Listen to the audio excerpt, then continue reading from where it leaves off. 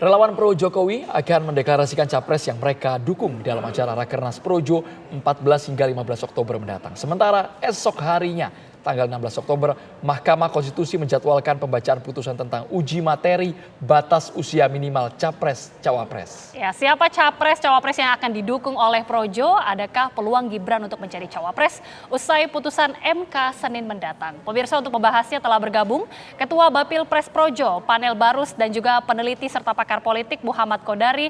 Bang Kodari, selamat sore. Selamat sore. Selamat sore, Assalamualaikum. Waalaikumsalam. Warahmatullahi wabarakatuh. Saya awali langsung ke Bang Panel. Bang Panel, ini Projo deklarasi dukungan tanggal 14 sampai 15 Oktober. Tapi tanggal 16 Oktober, MK putuskan soal uji materi usia capres-cawapres. Ini sengaja didekatkan ke tanggal itu atau gimana? Mana punya kami kuasa mengatur tanggal itu. Jadi gimana, Bang? Kok bisa tanggalnya bisa deketan banget? Tanggal 14-15. Tanggal 14-15 ini adalah jadwal Rakernas 6 Projo yang sudah jauh-jauh hari kami juga sampaikan dalam konferensi pers. Dan saya sampaikan juga bahwa dalam Rakernas itu nanti ada penyampaian sikap resmi Projo siapa yang akan didukung dalam Pilpres 2024. Nah, bahwa kemudian ada berita MK akan memutuskan tanggal 16, kan bukan kuasa kami. Gitu. Bang Panel, tapi ini satu paket Bang nanti deklarasinya, capres dan juga cawapres, termasuk nama yang sudah ada dalam kantong Bang? Ya, acara Rakernas 6 Projo ini ada 3 segmen, 3 sesi ya. Ada pembukaan yang sifatnya terbuka, kita akan undang banyak tokoh di sana, ya pembukaan Rakernas, dan tentu kita juga mengundang Bapak Jokowi selaku Ketua Dewan Pembina kami untuk memberikan pidato arahan sama seperti di Rakernas 5 waktu di Magelang. Dan tentunya pidato arahan beliau akan menjadi basis dari tindakan politik kami ke depan dalam menyongsong pemilu 2024. Lalu ada juga segmen sidang Rakernas yang sifatnya tertutup. Dalam sidang Rakernas tertutup itu kita akan fokus bicara tentang strategi taktik pemenangan terkait calon yang akan kita dukung. Oke. Kita juga akan ada segmen deklarasi menyampaikan sikap resmi Projo siapa yang akan kita dukung. Itu. Oke, Bang, namanya apakah sudah dikunci, Bang? Ini mungkin didukung Prabowo dan juga Gibran. Proses finalisasi sikap resmi Projo ini kan tidak ujuk-ujuk dilihat besok saja, tapi ini prosesnya panjang dari proses musra yang kita helat selama 10 bulan dalam menjaring aspirasi masyarakat. Lalu kemarin juga kita laksanakan konverda di beberapa provinsi untuk juga menjaring aspirasi teman-teman pengurus Projo di daerah. Baru nanti finalisasinya di Rakernas gitu. Baik, berarti penyebutan namanya masih rahasia Mas ya, tapi ketika mau menyebutkan nama antara Prabowo sama siapa tadi Mas Panel agak sedikit tarik nafas. Mungkin Bang Kodari bisa bantu jawab ini. Apakah memang enggak, sudah terkunci? Karena kalau saya umumkan di sini kan nanti nggak jadi surprise dong. Kita lihat nanti dan saya nanti mendahului suara teman-teman Projo di daerah. Oke, tapi nama itu sudah ada ya Bang ya, Bang Panel ya? Kalau usulan-usulan kan sudah didengar oleh masyarakat, usulan-usulan melalui konverda di daerah. Banyak yang mengusulkan nama Pak Prabowo, dan Wapresnya juga banyak yang mengusulkan nama Mas Gibran. Tentu mereka mengusulkan ini ada basisnya, tidak sekedar usul. Karena ada diskusi yang mendalam tentang tantangan zaman yang akan dihadapi oleh Indonesia ke depan. Itulah basis kita dalam mendukung orang. Gitu loh. Oke, Bang Kodari, ini sepertinya santernya memang nama Pak Prabowo dan juga Mas Gibran. Kalau dari Bang Kodari mungkin melihat peta politiknya nanti seperti apa jika memang Prabowo Gibran ini yang terpilih. Selesai jadi dijawab Bang Kodari, saat lagi kami kembali.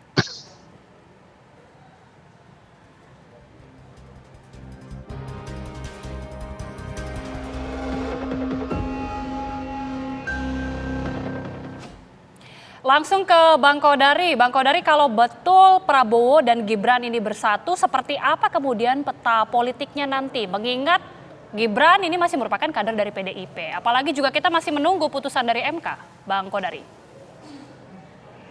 Kalau mengenai partai sesungguhnya kan kembali kepada PDI Perjuangan yang notabene pada hari ini menjadi rumahnya Gibran. Apakah kemudian misalnya akan diizinkan atau tidak diizinkan? Kalau misalnya tidak diizinkan pun misalnya apakah tetap diperbolehkan menjadi kader atau misalnya diberhentikan gitu. Kita punya pengalaman dengan Partai Golkar misalnya waktu Pak Yusuf Kala maju sebagai calon wakil presidennya Pak SBY. Nah itu kan ya tidak ada, seingat saya tidak ada izin secara resmi begitu. Tetapi kemudian Pak JK terus melaju sebagai calon wakilnya Pak SBY dan ternyata menang. Nah yang menarik kan begitu ternyata Pak JK menang, akhirnya oleh Partai Golkar diminta dan dipilih menjadi ketua umum begitu. Jadi sebetulnya kalau bicara konstelasi politik kita belum bisa bicara pada hari ini ya, karena yang bisa menjawab adalah PDI Perjuangan. Yang menarik sebetulnya adalah kalau bicara peta politik pertarungan di lapangan, ya menurut saya ini sangat menarik karena kalau bicara Pilpres, sesungguhnya kan pemilih itu paling banyak ada di Pulau Jawa ya, 60% tinggal di Pulau Jawa. Dan itu terkonsentrasi pada 3 provinsi besar, Jawa Barat, Jawa Tengah, dan Jawa Timur. Nah, Pak Prabowo ini secara tradisi itu kuat, sangat kuat di Jawa Barat. Kita lihat dari hasil Pilpres 2014 dan 2019. Tantangan bagi Pak Prabowo adalah wilayah Jawa Tengah dan Jawa Timur. Jadi saya melihat faktor Gibran ini selain untuk melengkapi perbedaan generasi ya, mewakili generasi muda, sesungguhnya juga diharapkan untuk bisa mendapatkan dukungan dari 2 wilayah di mana Pak Prabowo itu relatif belum terlalu kuat, yaitu di Jawa Tengah dan di Jawa Timur.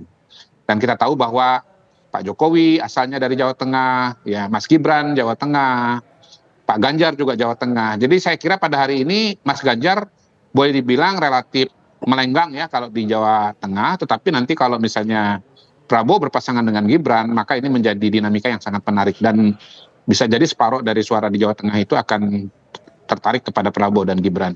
Begitu analisa politiknya. Bang Kodari, ini pasangan yang sangat menarik, Ya. duet Prabowo Gibran ini apakah artinya akan menang telak mengalahkan Amin dan juga Ganjar dengan wakilnya nanti yang kita juga masih nantikan atau seperti apa Bang Kodari? Kalau pada hari ini sebetulnya surveinya masih belum terlalu banyak berubah ya, masih bersaing ketat antara Prabowo dengan Ganjar. Pasalnya adalah Mas Gibran ini kan kalau bicara elektabilitas dia masih bersifat potensial, belum manifest.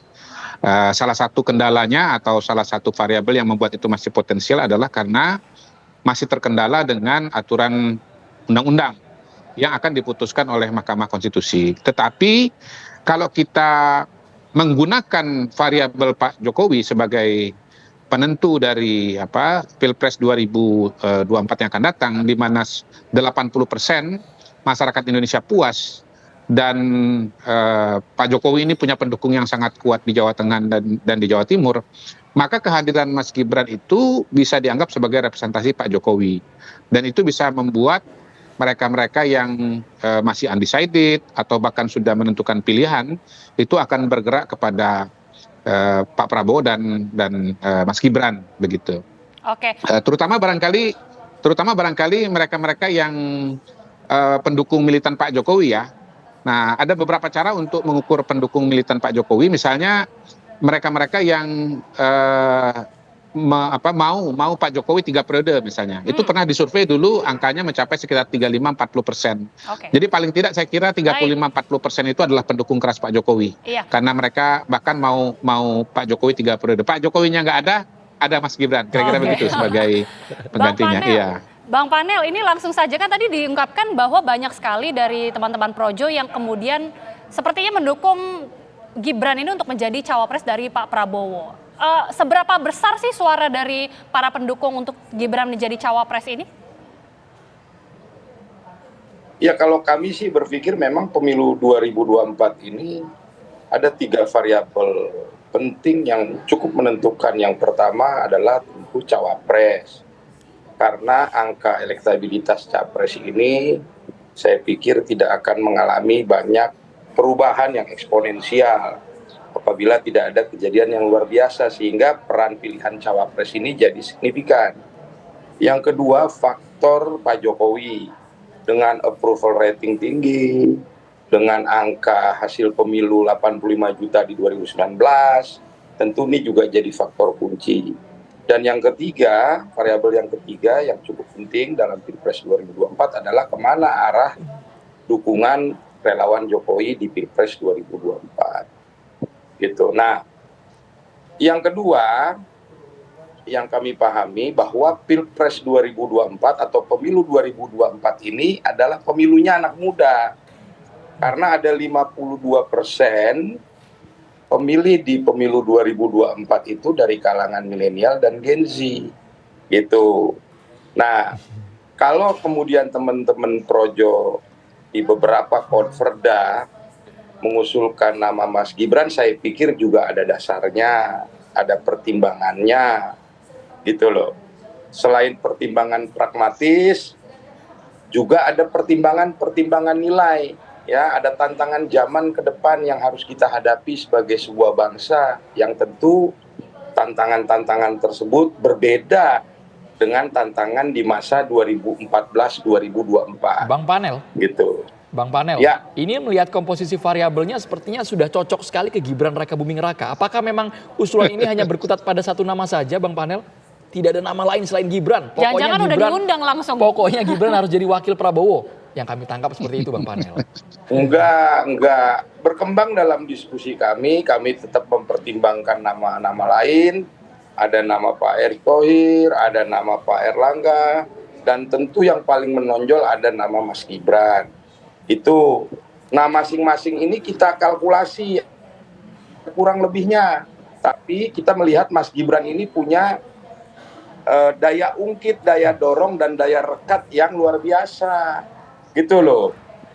Ini semakin sudah mengerucut ya, tapi kira-kira dalam rakernas nanti itu sudah pasti diundang, berarti Bang? Menurut usulan teman-teman di daerah. Iya. Gitu. Ini keduanya akan hadir, Bang, nanti di Rakernas, Pak Prabowo maupun Mas Gibran. Kita akan undang dalam pembukaan yang sifatnya terbuka, kita akan undang tokoh-tokoh nasional. Pak Kudori aja kita undang.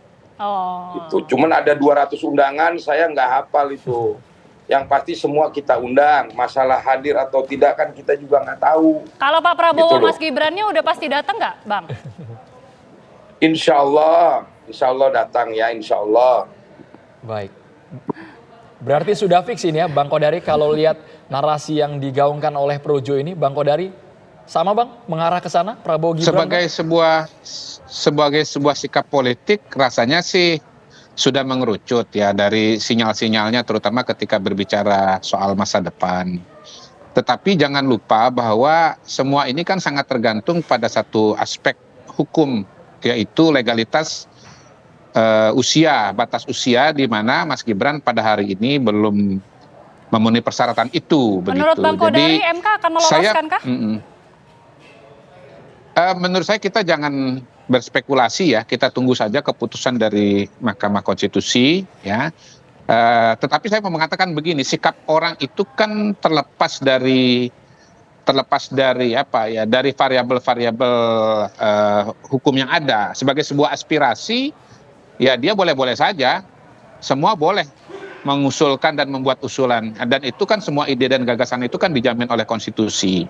Kayak saya saja kan bahkan lebih jauh lagi, mengusulkan 3 periode itu kan dianggap belum ada alas konstitusinya, belum ada undang-undang dasarnya.